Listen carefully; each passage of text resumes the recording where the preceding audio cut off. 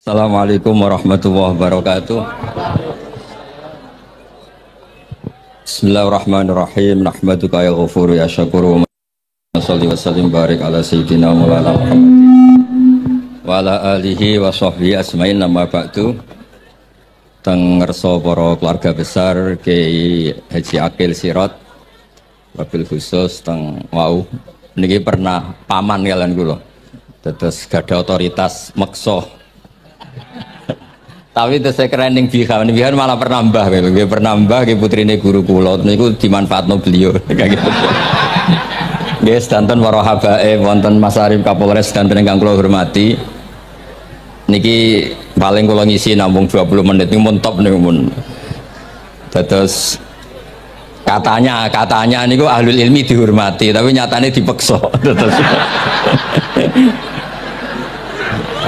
Terus memang banyak paradok dalam ilmu usul fikih. Ilmu usul fikih itu ilmu yang menjadikan orang itu bisa berpikir.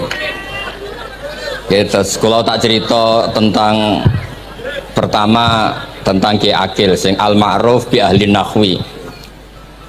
Nahwu riyen di era dulu itu dadekno tiyang dadi wali.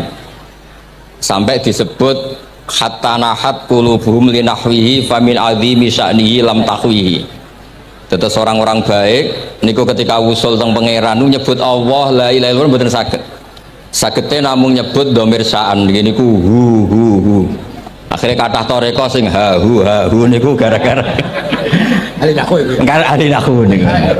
Nah, disebut fauribat makna dhamiris sya'ni. Jadi ngelafatkan la ilaha illallah tidak bisa tapi hu bisa. Mergi ke Jawa ini tukang ngakali, terus hukum ini diakali. Sajane teke hadis ini mangkana akhiru kalami la ilaha illallah dakhalal jannah. Tapi ada kekhawatiran pas la ilaha mati. Lana la ilaha mati radi koyo ateis. Orang ono pangeran maujud mati. Sampean kan gak iso janjian mbek Israel. Kan mboten saged weanan, mboten saged kong kali kong. Nah, daripada la ilaha niku resiko karena takut mati pas la ilaha dereng illallah terus Kiai Jawa mulai nalkin ngangge Allah.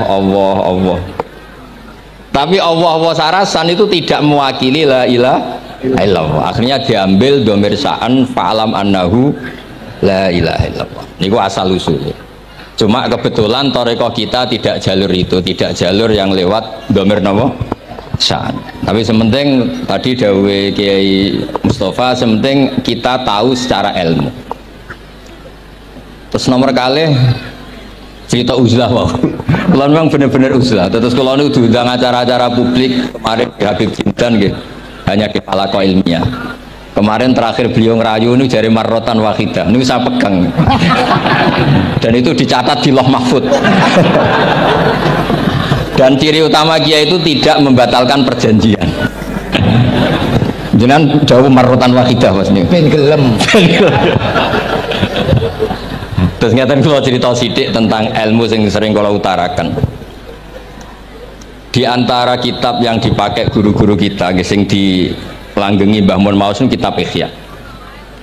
Kula dari sekian cerita Ihya yang paling kula kenang niku bahwa ternyata Allah itu andaikan boleh dibahasakan niku cara berpikir tuh dalam bahasa tafsir disebut tanazul niku wong ben kaya orang kebanyakan. Saya ulang lagi supaya orang tuh kayak orang nopo kebanyakan. Ada dua ahli neraka yang dipanggil, yang satu ditakoi cung ning neraka piye rasane syarru makan mboten enak Gusti. Terus pangeran diken balik ya wis kono cung mlayu balik nang neraka. Niku tiangnya lari kencang, sekencang-kencangnya. Semangatnya seneng ngapain kon balik ning neraka. Ditakoki mbek pangeran, "Lho cung kon mara neraka kok seneng?" Kula nu pun kapok Gusti, kula nu nyesal ketika di dunia nak jenengan utus niku lelat-lelet. Niki kula tobat dengan bukti dikan jenengan teng neraka kula mlayu. Lho pangeran akhirnya haru wong kok semangate mlebu neraka kaya ngono. Mergo diperintah pangeran. Ya terus niki ijazah jenengan akan mlebu neraka jenengan sing semangat nggih. Karena zaman ning donya sering diperintah Allah mboten napa? Semangat. Nah niku kemungkinane dibarno, kemungkinane dipanggil. Lah yang itu terus dipanggil oleh Allah. Ya wis kaya wong apik, tak kongkon nurut tenan, semangat tenan, terus diken mlebu swarga. Nah niki ijazah pertama nggih. Dinaken mlebu neraka sing napa? Semangat. Sing kedua niku dipanggil ku plengakan lelat lelet. Kados kula diutus Gus Mus niki nelpon. Nelpon kula mboten purun akhirnya ning BK jare matur Gus Subak. Turuti ya, aku diamuk BK jare Bapak. Dados niki melibatkan sekian pihak untuk memaksa saya datang ke mriki. Aduh, repot sawang kempek niku. Repot nyen repot. Mugi-mugi di sepuro. Yang kedua niku diken mlebu neraka malih ku lelat-lelet ndelok pangeran mboten semangat. Ditakoki mbek pangeran. Kenapa kamu tidak semangat? Saya itu tidak pernah ngira jenengan yang baik sudah masukkan saya ke surga, kemudian jenengan nyuruh lagi saya ke neraka. Saya tidak pernah mengira engkau itu seperti itu. Terus Allah nggih, ana indadzoni abdibi. Ya serapopo swarga ya swarga. Ini dua ijazah untuk sampean supaya bisa masuk napa? Swarga.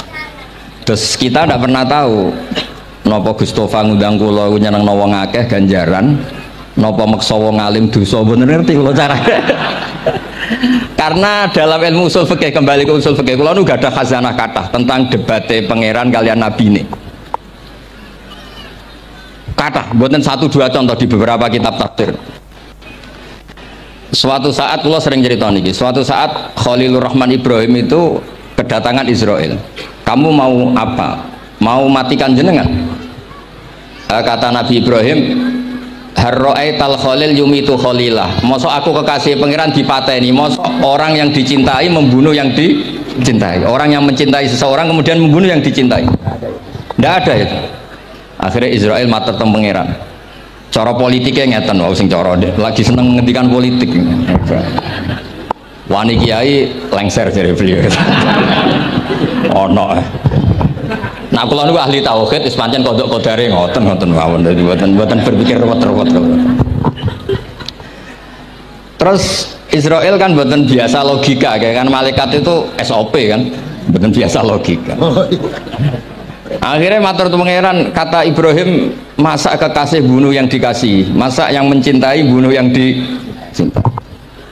Tapi Ibrahim baru sadar ngadepi pangeran gitu, lebih pinter.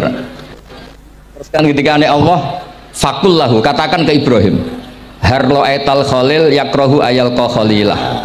Mosok jari seneng aku kok ketemu aku rawani. Jari seneng kok rawani ketemu. Lah niki sampean angepin mati, monggo ngangge ilmu sing niki. Wong jari seneng pangeran kok rawani ketemu pangeran. Jeneng, nggak seneng seneng ketemu. Ibrahim seneng sakit. Yo mati saiki ra apa mati saiki. Terus kedua niki cerita, karena ini pondok ilmu, orang harus biasa pakai logika usul fikih. Politik juga gitu. Nak kiai politik rawan kena syubhat. Tapi nak wong soleh oleh politik, kue ridho dipimpin wong fasik-fasik kabeh. Ya, mboten ngerti, mboten bener di pokoke ngoten. Yes, itu memang logika usul napa? Fikih. Logika usul napa? Fikih. Ketika Nabi Adam badhe didamel niku materinya saking bumi.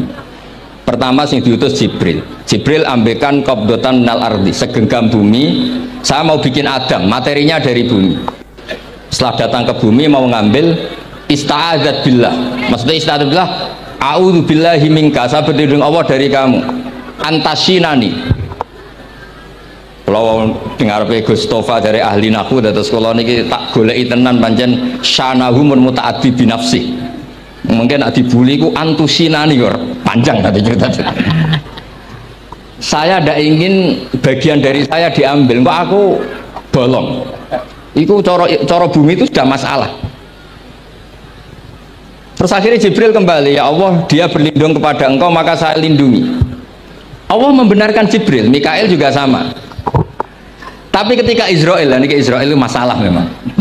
Ketika disuruh ngambil bumi, buminya ista'adat billah, tetap diambil. A'udzu billahi minka antasinani, saya berlindung Allah supaya kamu tidak melukai saya, menciderai saya dengan mengambil bagian dari saya.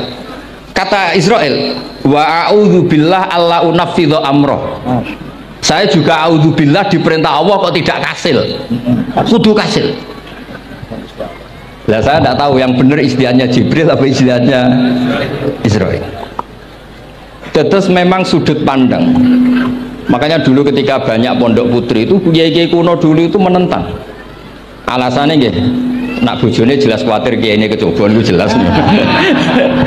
Tapi banyak kiai itu khawatir tenan. Kecoba fitnatin nisa. Tapi ketika logikanya dibalik, apa kamu ridho para perempuan-perempuan muslimat itu tidak dapat pendidikan apa? Agama. Hanya karena orang soleh tidak punya nyali, tidak punya peduli mengajar. Tapi kita saged diwalik. Ustaz-ustaz sing imane pas-pasan niku kowe ridho nak kecoba. Sampean milih mana? Ridho kecoba apa ridho bodoh? Nah, logika-logika usul fikih ini yang kemudian dipakai Wali Songo. Dipakai Wali Songo kemudian membiarkan sekian tradisi yang insya Allah itu salah sebetulnya. Tapi tidak sebanding dengan asmani Allah Subhanahu wa ta'ala. Misalnya begini. Gini iki dirungokno mawon. Sampeyan ra paham mboten napa-napa. Sampeyan nak ra paham wis anggap ae tawadhu.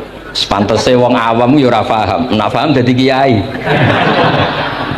Terus biasa mawon sampeyan nak ra paham aja tersiksa. Umpamane jenengan mboten kiai kok kon paham. Nah sampean pinter kados kula mestine ora ngrungokno, semangate hasud. Terus rivalitas ngono. Nah cara Mbah Mun nak cerita ngoten, dhisik kowe zaman bodho iku angger kiai mbok cucuk. Bareng padha kiai niku koyok saingan. Niku pun sunatullah ndak bisa dihindari niku pun sunatullah.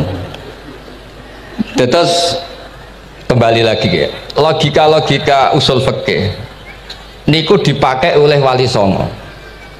Ngeten ada cerita ini rungokno nonton. Itu sudah saya cek di beberapa riwayat termasuk di Musnad Imam Ahmad. Ada orang ini bukti teorinya Wali Songo itu benar. Wonten tiyang gadah kesalahan. Niku dokumen kesalahan niku madul basor sepanjang mata melihat. Wes ngoten jumlahnya 99 bok. Kayak apa banyaknya? Per bok madul basor sepanjang mata nopo melihat. Ketika dia ditanya Allah itu kalau tanya demokratis. Azolamat kakatabati, jangan-jangan malaikat saya sentimen kalau kamu jelek ditulis, kalau baik enggak Gusti. Afalaka ujurun, jangan-jangan kamu saat salah itu punya alasan. Enggak Gusti, ya memang salah. Tapi kata Allah, sudah kamu tenang saja, kamu punya ini. Itu hanya satu box, ya kira-kira kayak tempat jam tangan itu. Enggak, kamu punya ini, cukup ini. Terus malaikat tanya, ya Allah, apa artinya, apa ngefek itu kalau ditimbang dengan kejelekan sebanyak itu dengan satu box jam. Orang ini juga bilang, Gusti sudah ada usah ditimbang, nggak ngefek itu pasti kalah. Tapi setelah ditimbang menang yang satu box kecil tadi, karena di situ ada la ilaha illallah Muhammadur Rasulullah. Jadi malaikat diancam sama Allah, kamu berani tidak mempertimbangkan nama saya? Apapun banyaknya box itu dosa itu tidak saya. Kalau ini la ilaha illallah itu nama saya. Kamu berani tidak mempertimbangkan nama saya? Ya tidak berani Gusti, ya harus dimenangkan. Nah itu semalamnya kalau pengajian ini ya ono istilatur rijal wan nisa, tapi baru kayak ngaji di sepuro. Ya aja muni halal tapi ya aja muni terus gak ono faedahe. Sepuro. Di sepuro insyaallah. Karena kalau nuruti harus steril halal itu kayaknya tidak bisa. Terus di situ ditutup fala yaskulu ma'asmillahi ta'ala syai'un. Dibanding asmani Allah Ta'ala sesuatu itu tidak ada nilainya, pasti menang Allah Ta'ala. Sehingga banyak ulama ngendikan kowe nak berdosa bersalah moco iki. Dan kalau Anda dosa misalnya catatannya satu box terus di bawah ada astagfirullah, malaikat ditanya sama Allah, kamu berani tidak mempertimbangkan nama saya disebut di situ? Enggak berani. Nah saya ini ribuan orang yang ngundang, saya berani mengabaikan. Bareng ono wong ngaku mbah ya mbah tenan wae. Ya terus ngoten, kowe wani gak mempertimbangkan Gustofa sing mantune Mbah Maimun.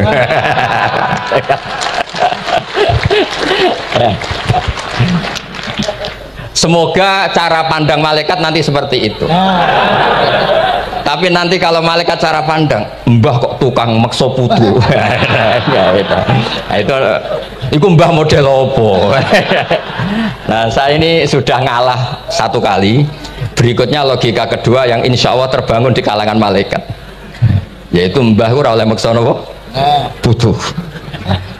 Ning dinggon mbah yang baik putune dolanan di Barno. Ini ora. Putu lagi asik-asik dolanan. Rene. Kon nyapu. Nah itu udah jenis mbah yang baik. Terus kalau suwun lah ngaji usul fikih yang serius karena itu menjadikan kita bermartabat.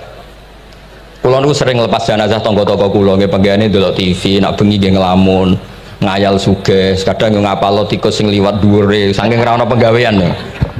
Tapi kulo nang lepas jenazah ini orang baik.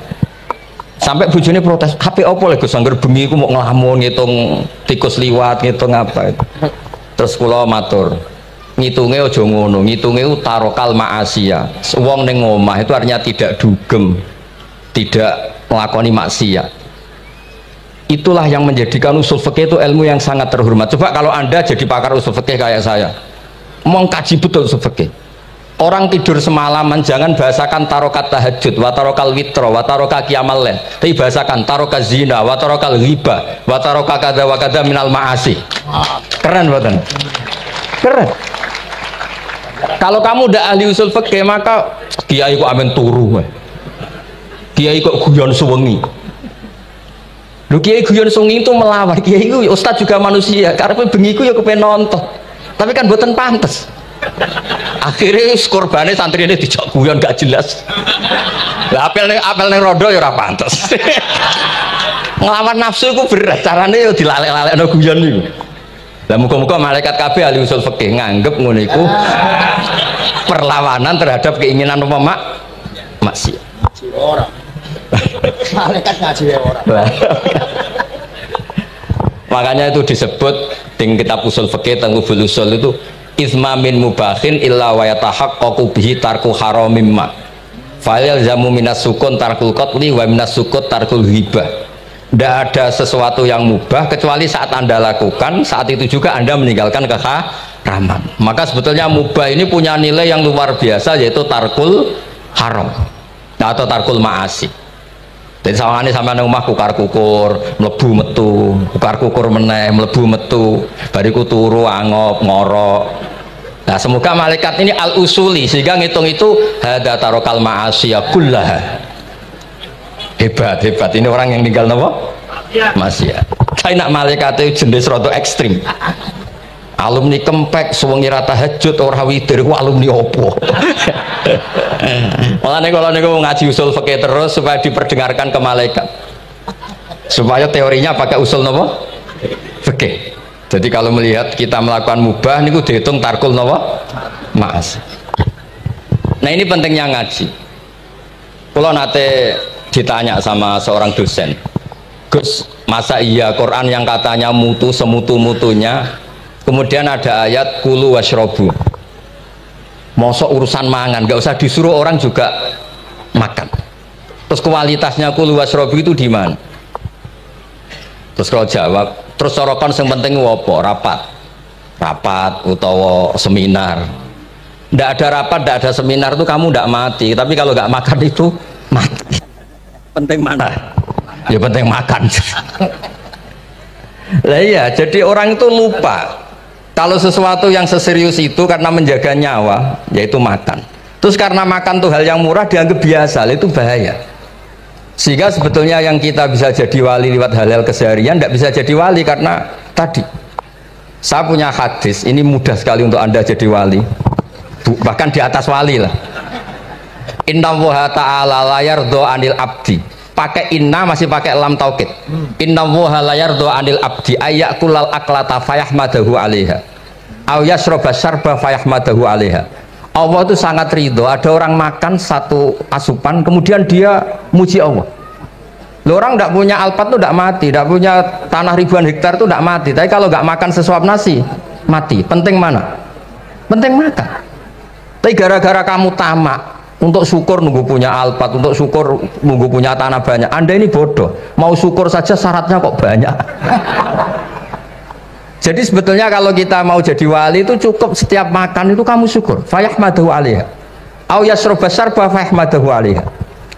Makanya wali-wali dulu kalau didik raja yang sedang berkuasa itu ditanya, kamu raja besar, punya pengaruh besar.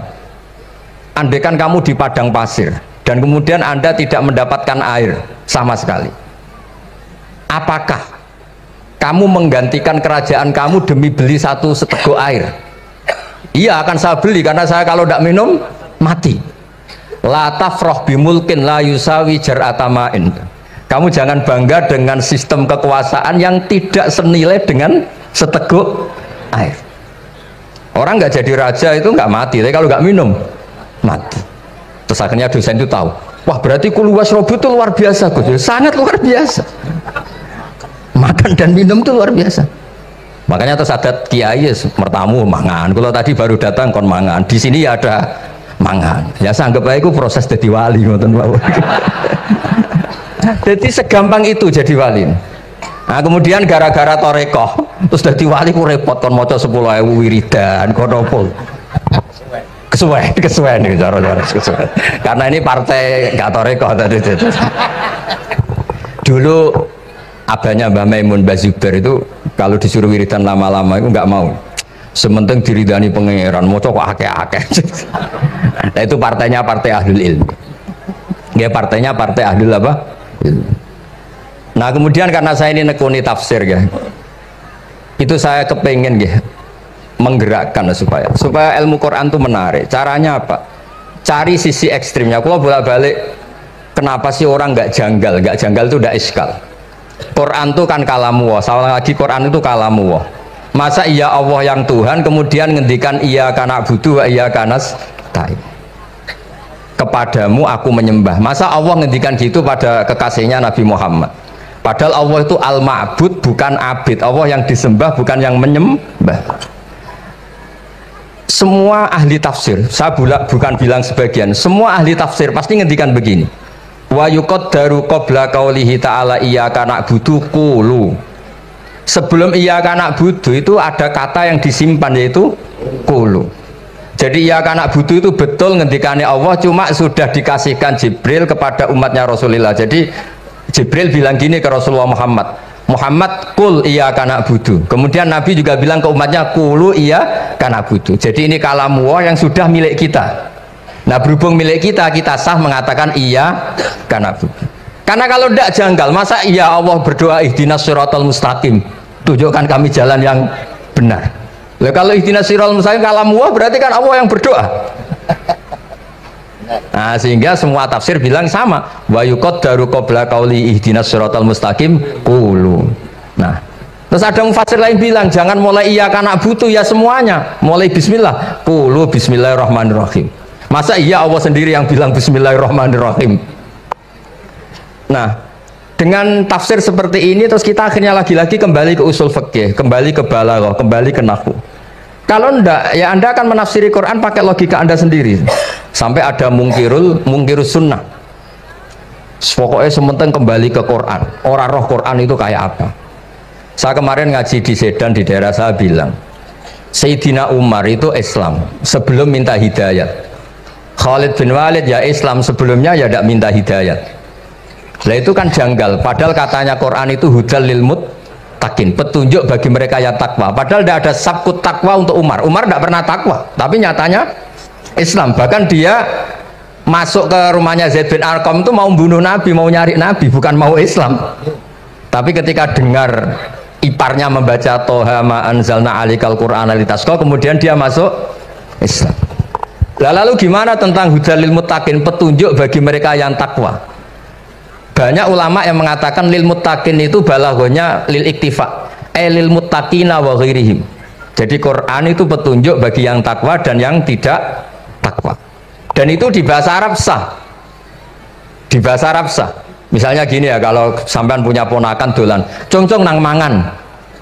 Ya maksudnya ya mangan mbek ngombe, mangan tok seretan mati kan. Itu kan satu paket. Sarobila taqikumul harra wal barda. Pakaian yang melindungi dari panas. Di situ gak disebut wal barda, tapi artinya juga wal barda.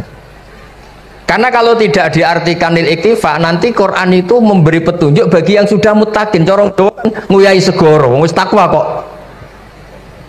Nah ini kita butuh ahli tafsir yang al-usuli. Karena itu yang menjadikan Quran punya kualitas lagi. Saya ulang lagi, punya kualitas lagi. Kalau ndak, Quran tuh kayak biasa-biasa saja, kayak tadi kulu wasrobu kayak dan seterusnya dan seterusnya. Jadi kalau suwun barokahnya hormat sama orang alim kados Ki Akil, Ki Siras dan tenaga keluarga mriki. Orang menghidupkan logika ilmu lagi. Jadi kalau seneng lah nak dalam Gusmus ahli ilmu mboten krana niat fakir mboten. Biar sampean ngerti lah kalau ngadepi ahlul ilmi itu pun mboten level. Ahlul ilmi itu kalau punya logika itu tidak bisa dibantah. Saya beri contoh sekian contoh yang nyata yang diajarkan Rasulullah SAW. Nabi itu pernah mau dipermalukan orang karena Nabi ngendikan la adwa wala tiarata, tidak ada penyakit menular. Terus ada orang iseng kok onta yang kena kudisen itu dijejerkan yang waras ikut kena kudisen. Terus orang ini tanya, ya Rasulullah ini tadi sehat, tapi kena onta yang kudisen ikut kudisen. Nabi tanya lagi, faman adal awal, yang kudisen pertama ketularan siapa? Wah itu dari Allah ya, maksud saya seperti itu. Jadi ada terus orang-orang kafir itu cara berpikir aja alal alihata ilaha wahida inna hadalah syai'un ujab. Muhammad ya tentu mereka masih jangkar. Muhammad problem kita ini banyak. Kalau Tuhannya satu tidak cukup. Ada problem kredit macet, ada problem macam-macam kan, utang piutang macam-macam. Kalau Tuhannya satu tidak cukup. Kita butuh Tuhan banyak karena problem kita banyak. Lalu Nabi mengajarkan mereka apa logika yang dibangun. Kalau kamu jadi buruh, kemudian majikan kamu banyak, semuanya merintahkan kamu, kamu bingung enggak? Ya bingung. Tuhan kamu itu majikan kamu, kalau banyak-banyak perintah semua kamu yang bingung. Ya sudah mat Tuhannya satu saja. Itu disebut wa rasulan darabawa masalah rajulan fihi syuraka umutasakisuna wa rajulan salamal lirajul. Nah, sekarang itu kita ini mulai kehilangan fatonahnya Rasulullah SAW. Nabi dulu itu kalau nerangkan ilmu itu logikanya gampang sekali. Logika yang dibangun tuh gampang sekali. Ada orang cerita, ya Rasulullah saya ini ada sekian anak saya, yang paling saya cintai satu. Apa saya boleh melebihkan yang paling saya sayangi dalam pemberian? Nabi jawabannya itu tidak langsung jangan enggak.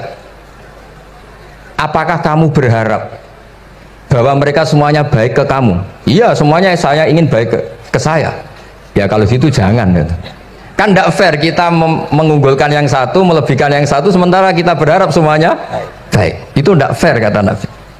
Jadi dulu Nabi itu terus ini yang cerita fikih. Dulu Ahlul Madinah itu mangga itu masih pentil sudah dijual.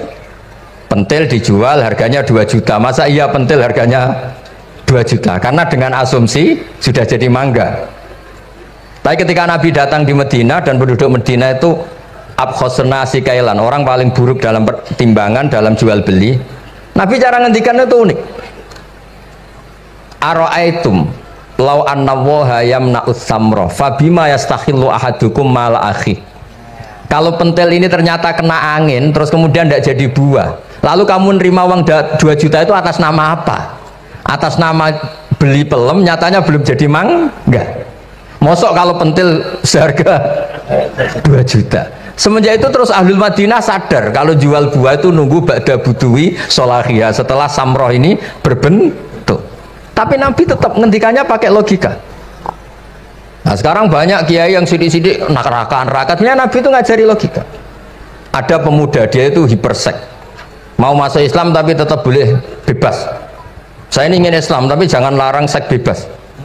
Wah itu sahabat semuanya melarang ketemu Nabi karena ini ngawur betul, masa pamit Islam kok. Tapi setelah gaduh Nabi tanya kenapa gaduh. Ada pemuda mau masuk Islam tapi yasta'izinu fi zina, dia minta izin supaya tetap boleh zina. Kata Nabi suruh ke saya ke sini. Setelah datang di depan Rasulullah, logika yang dibangun Nabi itu luar biasa. Atuhibbuhu li bintik, kamu suka punya anak putri kemudian jadi demenannya orang laki-laki hidung belang? Ya enggak, saya bunuh orang itu. Andaikan itu ke ibu kamu, saya bunuh orang itu. Atuhibbuhu li bintik, atuhibbuhu li ummik, atuhibbuhu li ukhtik, atuhibbuhu li kholatik. Kamu suka punya anak putri yang jadi demenannya orang? Ya tidak suka ya Rasulullah. Kamu suka kalau punya ibu didemeni orang banyak? Ya tidak suka Nabi.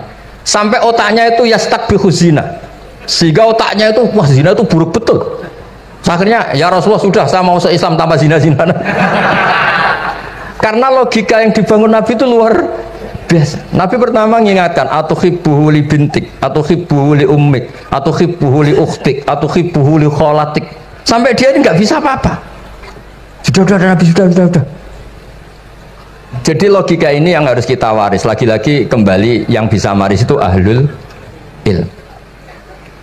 Sama itu kan kayak diskusinya Nabi Yahya dan Nabi Isa. Nabi Yahya itu suka berkawan orang-orang soleh. Setiap berkunjung di mana itu nyari yang orang-orang soleh. Ditanya kenapa kamu berkawan orang soleh?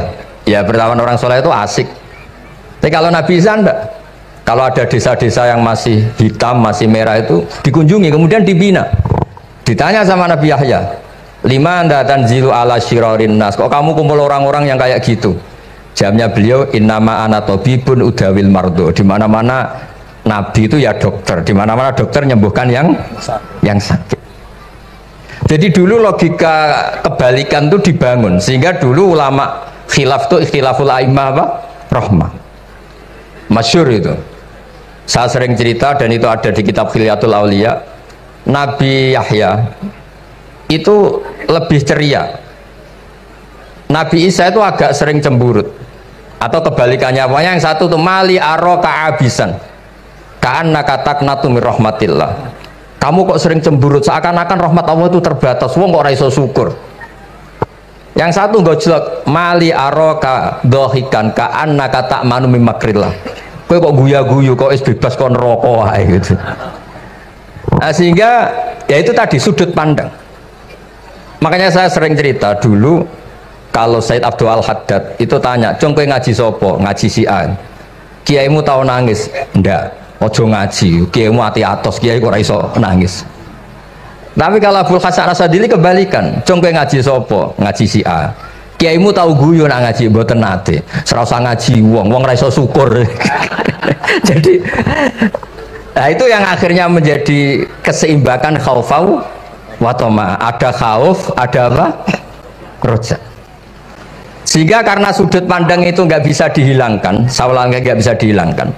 Ini yang sering diceritakan kisah itu kakaknya ini. Dulu Muhammad bin Hasan Asy-Syaibani, Imam Syafi'i itu lama sekali beliau jadi ulama top yang suka fikir. Dianggap fikir itu aman, ngeringankan hisab. Nggak jenengan fikir yang dihisab malaikat apanya kan?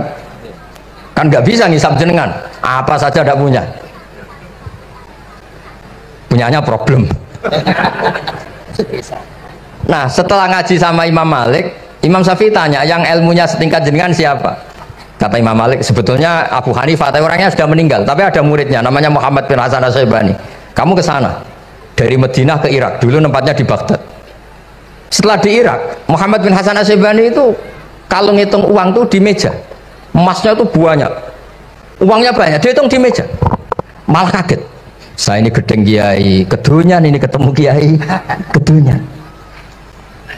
Ya karena Muhammad bin Hasan Asy-Syaibani itu wali, kamu tanya, kamu heran ya ada kiai kaya? Iya. Ya sudah, kekayaan ini kasihkan orang fasik, biar dipakai demenan, dipakai mabuk, dipakai ini. Terus, ya jangan, kalau kena orang fasik bahaya, jenengan saja. Semenjak itu Imam Syafi'i mulai rodok seneng duit. Jadi ada ceritanya soalnya kok diangen-angen, nah terus keterusan umatnya kayak gini-gini tuh. Jadi ini cerita nopo istihad, apa cerita nopo istihad. Sama pangkat juga sama. Gue seneng nak wong soleh-soleh tidak ikut ngurus negara ini, mau dikemanakan negara ini. Tapi ada yang berpikir gue seneng nak wong soleh terkontaminasi. Ya sudah monggo, sing serapayu jabat nggih berpikir zuhud. Sing payu ya berpikir politik. Yang penting semuanya itu berdasar ilmu. Yang penting itu semuanya berdasar apa? Ilmu.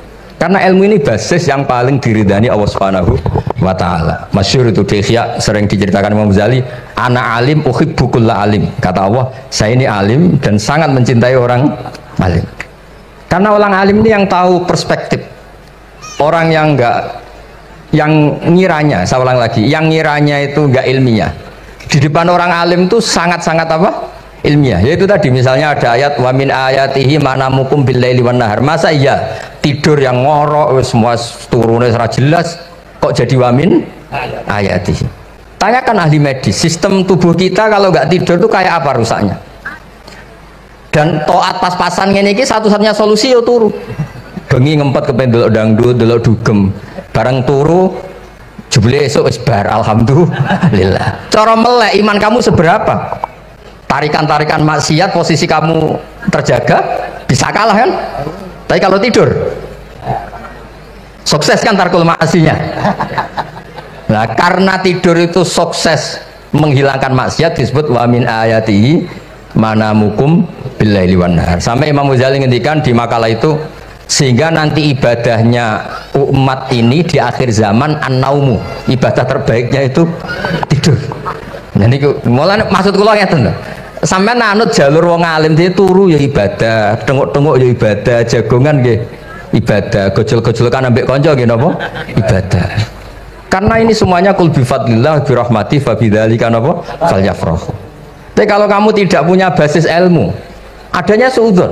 Kiai kok jagongan guyon sewengi ku kiai opo? Kiai kok turu sewengi ku kiai.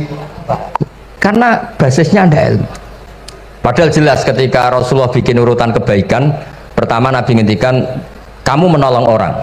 Jika tidak bisa, terakhir Nabi ngendikan takufu syarraka anin nas fa innaha shadaqatun minka ala nafsi.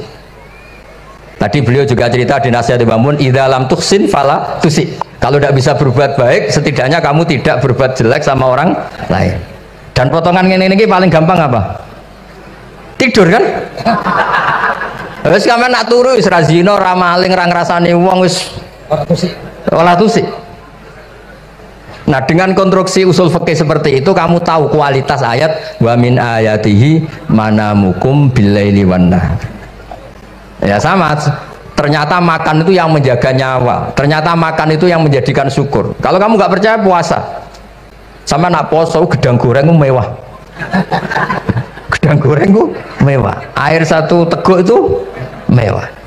Makanya kalau lama dulu ada santri kepengen mangan enak, ya saya ingin mangan enak gini-gini, caranya gimana? Itu rumusnya ada sate, ada mie ayam. Idamuhu alju. Kalau kamu ingin enak, lauknya itu lapar. Ya kalau kita kalau puasa itu semuanya kan enak. Nah itu lagi-lagi basisnya itu ilmu. Nah sekarang banyak orang yang sudah tidak peduli dengan ilmu, kayak ijazah dilakoni kan. Jadi kayak wiridan la ilaha illallah itu sebetulnya harus dibarengi dengan ilmu. Ini yang terakhir supaya nggak lama-lama. La ilaha illallah itu basisnya ilmu. Surga yang begitu mewah itu dibikin juga bagi yang melafadzkan la ilaha illallah. Neraka yang begitu ekstrim, sampai kalau benda dijatuhkan dari atas ke neraka itu sampai bawah nunggu 70 tahun. Bisa kamu bayangkan kalau kamu di dalam naiknya susah itu. Ini dijatuhkan ke neraka itu sampai bawah nunggu berapa? 70 tahun. Loh, neraka sebegitu ekstrim itu dibikin untuk yang menolak la ilaha illallah. Berarti kalimat ini kalimat spesial. Kalimat yang neraka dibikin ya atas nama itu yang menolak, surga dibikin juga atas nama itu yang menerima. Itu satu saktinya la ilaha illallah. Sakti kedua, orang kafir 70 tahun ngelafadzkan la ilaha illallah sekali langsung dihukumi mukmin. Yughfar lahum ma qad salam. Qul lil ladzina kafaru iyantahu yughfar lahum ma qad salam. Orang yang melafadzkan la ilaha illallah Muhammadur Rasulullah itu dosa 70 tahun kafir itu hilang semua. Tapi gara-gara ada ilmu terus diumumkan tahlil dening Kiai Haji Niam mesti sing guri wah sawi mesti guri. Padahal kalau kamu tahu ilmunya tadi ini kalimat yang luar biasa, kalimat yang bisa melebur dosa. Bahkan dalam mazhab Sadiliyah itu unik. Kalau kamu wiridan la ilaha illallah itu jangan istighfar dulu, istighfarnya belakangan. Alasannya Abdul Hasan As-Sadili itu fa'lam annahu la ilaha illallah wastaghfir li dzambik li hadhil kalimah. Orang kafir 70 tahun dia istighfar 100 kali nggak akan dimaafkan Allah, tapi ngelafadzkan la ilaha illallah langsung dimaafkan. Jadi orang bisa dimaafkan tuh barokahnya la ilaha illallah.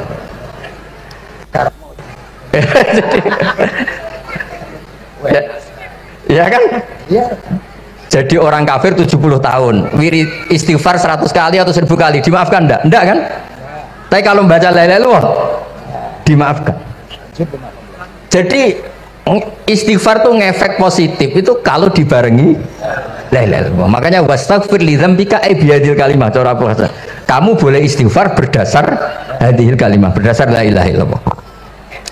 Tapi terus kemudian ya thariqah itu banyak, itu urusan rasa. Justru karena la ilaha illallah kalimat thayyibah harus disucikan dulu. Caranya istighfar dulu. Nah itu urusan monggo lah. Tapi apapun itu basisnya harus napa? Ilmu. Basisnya harus ilmu. Jangan malah sentimen. Wong di kuburan wiridan la ilaha dihukumi kafir. Nah, itu kan aneh. Wong kalimat ini yang kafir saja menjadi muslim, sekarang yang muslim menjadi kafir. Itu paham kok seaneh itu gitu kan. Ya karena basisnya ada ilmu tadi. Coba kalau basisnya ilmu, itu kan aneh betul. Hadil kalimah kalimatun soro bihal kafiru musliman. Fakaifa sorol muslimu bidzalika kafiron. Ini kalimat yang kafir saja menjadi muslim. Masa dengan kalimat yang sama yang muslim menjadi aneh gak? Aneh. Jadi kalau suwon, pokoknya basis ilmu harus sekuat-kuat. Bicaranya gini agak kiai kon sregep mulang ojo politik terus. Tapi politik itu bagian dari ilmu. Wis ra iso diterangno. Ya ngoten mawon. Assalamualaikum warahmatullahi wabarakatuh. Cuma mereka yang tanya itu biyen belajar piye kok iso alim kaya ngono, ya kan? Nah, terangkan Gus, terangkan. Mati.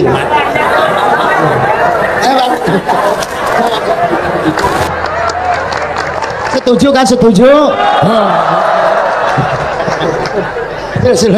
Asal dakaik.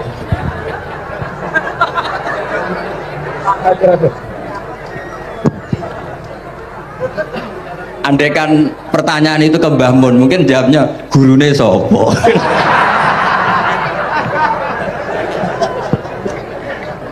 Tapi mungkin kalau ke mbah saya ya juga bapaknya nih pihak juga Pak Abdul Aziz, mungkin putuku. Tapi kalau saya ingin cerita tentang saya paling ya, aku sregep. Yang jelas tuh dari kafat dua yuti apa mayasa.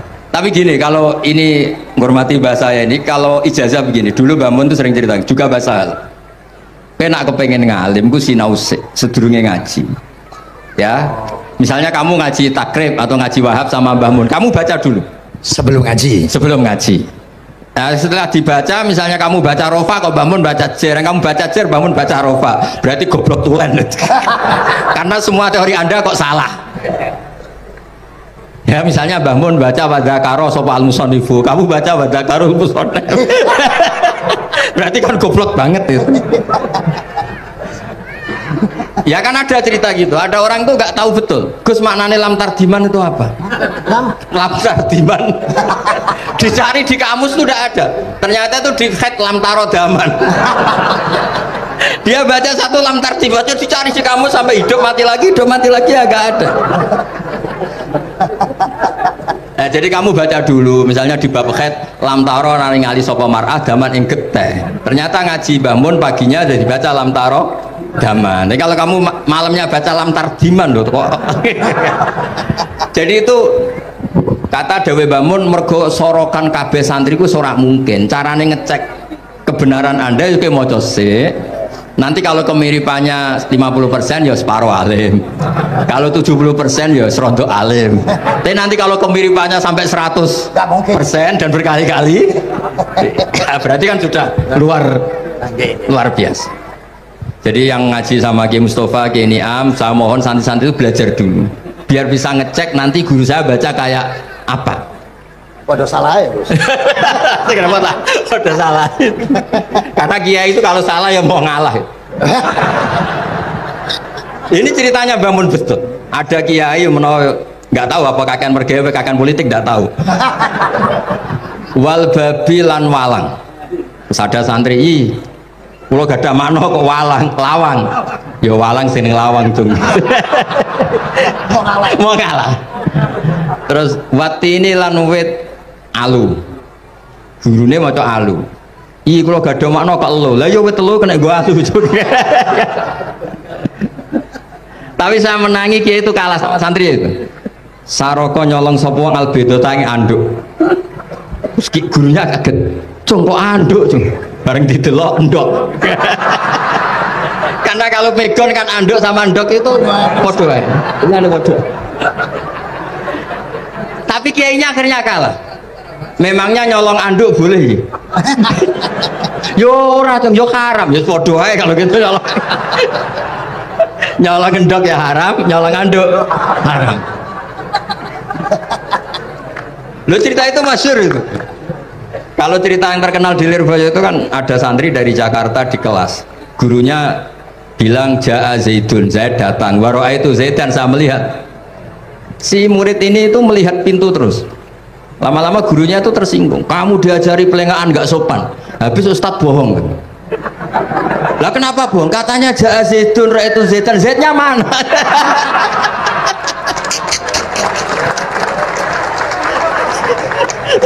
Dia gak ngerti. Zaid datang, saya melihat. Mana orangnya kok dibahas-bahas terus itu. Ya, jadi yang serius tadi, kalau sampean ingin nguji kualitas Anda, makanya saya dulu itu pede baca kitab di depan Mbah Mun, karena ya ngecek. Dan dulu itu Gus Zofur, Gus Kamil sebelum ngaji ya itu mesti sinau sama saya. Nanti ketika Mbah Mun baca tadi, kalau kemiripannya kita 90% ya bagus, syukur-syukur sampai 100, dan itu terulang sampai Wahab Hatam, Jamul Jami' Hatam, sehingga kita tahu. Jadi kalau diskusi kita kok salah ya tahu, kalau benar ya tahu, kalau tahqiq ya tahu. Biasanya kalau tahqiq itu Mbah Mun karena takut nyalahkan kiai-kiai Jawa, kalau baca 2 kali, misalnya begini, Yasmalu, kadang diwaca Yasmilu ora apa-apa nggih Jawa wae gitu. Karena kalau kita memaksakan sampai benar seperti di kamus, kayaknya kalau ki Jawa itu berat sekali. Dumeli bojo bola-balik wis mesti ora goblok wis apik lah. Karena kalau baca tahqiq itu kan butuh kamus. Yang benar itu Yasmalu misalnya. Tapi kan populer juga orang baca Yasmilu. Saya itu menangi loh, Ki Jawa dulu baca Simai itu menangi, Master Simai. Lama-lama setelah banyak alumni Al-Azhar terus berdasar kamus baca Samai semua sekarang. Saya menangi kiai itu baca Dilalah. Lama-lama karena sekarang udah banyak punya kamus, baca Dalalah. Palah. Jadi kiai itu juga kadang-kadang keteror muridnya. Makanya Syekh Zakaria Al-Ansori itu pernah ditanya, kenapa engkau begitu alim alama sampai dilakopi Syekhul Islam? Kata beliau itu lucu jawabannya, karena saya ini orang yang sial. Saya dulu punya guru namanya Ibnu Hajar Al Asqalani dan punya murid namanya Ibnu Hajar Al Haytami. Kata beliau, dukik tu bena hajaro ini. Saya ini digebek 2 batu. Kalau mau ngaji takut saya minta ampun karena disuruh baca sama Ibnu Hajar Al Asqalani. Kalau mau ngajar takutnya saya bukan main, karena Ibnu Hajar Al Haytami itu cerdasnya bukan main. Jadi kalau saya salah itu konangan. Akhirnya dia jadi orang sial tadi. Mau ngaji ya belajar, mau ngajar ya belajar. Makanya meskipun ini pernah sepuh saya tidak berani ngaji beliau. Wah, mesti meriang saya kalau ngaji. Jadi yang terkenal alim-alim mohon ngajinya dikurangi ya, karena ini kasihan gurunya. Kasihan gurunya. Nggih, Bon cekap. Oke, Bon, itu catat ya. Sebelum ngaji baca dulu. Satu lagi, Gus. Sampean ketoke kayak desa kok kuliah. Kamu tuh kuliah? Oh, nggih nggih. Pun dari belajar dari mana sampai kemana Gus jenengan? Dari Mondok sampai ke Jogja sampai Putih. Monggo. Ini karena sesuai kontrak, nggak boleh nyulayani janji sekali aja Sekali tak entekno Gus. Jadi sebetulnya kalau di ilmu, saya kan sering ketemu ahli geologi, ahli sosiologi. Sebetulnya di ilmu kita, saya kan lama di Jogja, dan itu yang saya pakai juga ilmu zaman di pesantren. Misalnya sosiologi itu kan ada mukadimahnya Ibnu Khaldun. Itu kan teorinya luar biasa. Misalnya begini, kenapa Rasulullah itu harus dari suku Quraisy, suku yang sangat terhormat di Mekah? Itu secara teori sosiologi loh, bukan teori nubuah. Kata Ibnu Khaldun, Nabi itu mesti final dari kaum itu aneh. Saya ulang lagi, Nabi itu final dari kaum pasti aneh. Nah, masa aneh-aneh ini ditoleransi oleh umatnya karena beliau dari suku yang terhormat. Coba kalau dia dari suku, beliau dari suku yang hina, pasti pas aneh-aneh langsung diadili. Ya kalau di NU lah, ndak Gus Dur kok bikin aneh-aneh di NU kan langsung tuntas. Tapi berhubung Gus Dur itu coba Hasyim. Orang itu mentoleransi, bahkan mengira jangan-jangan teori beliau lebih baik ketimbang kita. Nah makanya terus kata Ibnu Khaldun, ma ba'atsawu nabiyan illa fi manaatin min qaumin, tidak ada nabi diutus kecuali dari kaum terbaik, supaya masa-masa transisi ini tidak ada perlawanan. Nah itu namanya sosiologi.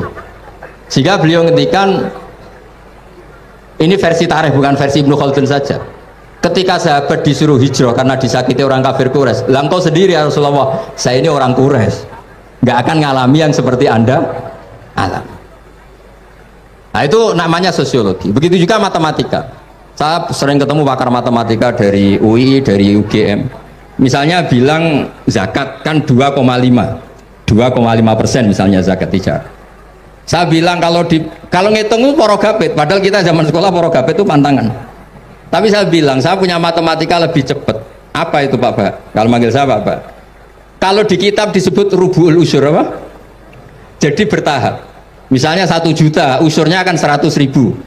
Setelah 100.000 rubuhnya 25.000. Itu kita tidak usah pakai catatan bisa. Nah itu matematika Arab. Makanya orang Arab tuh nggak bisa nulis, tapi matematikanya cepat karena bertahap.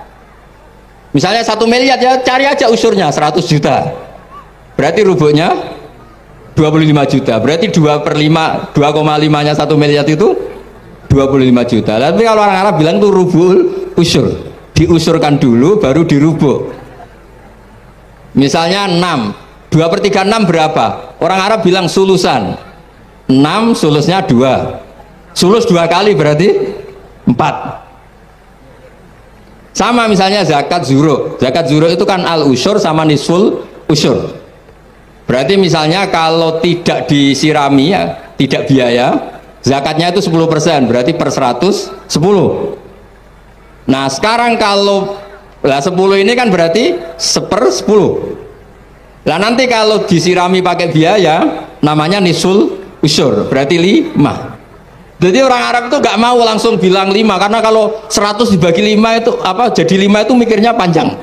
Jadi diusurkan dulu terus nanti dibilangkan nisul usyur. Nah, jadi ilmu khazanah kita itu sudah luar biasa. Nah, itu makanya terus orang Arab kalau ngitung matematika itu tidak usah tulisan, tidak usah porogabit karena bertahap tadi. Jadi misalnya 2,5 bahasannya apa? Rubu'ul usyur. 1 miliar usurnya berapa? 100. Rubuhnya berapa? 25. Nah ini semoga buatan ngingkari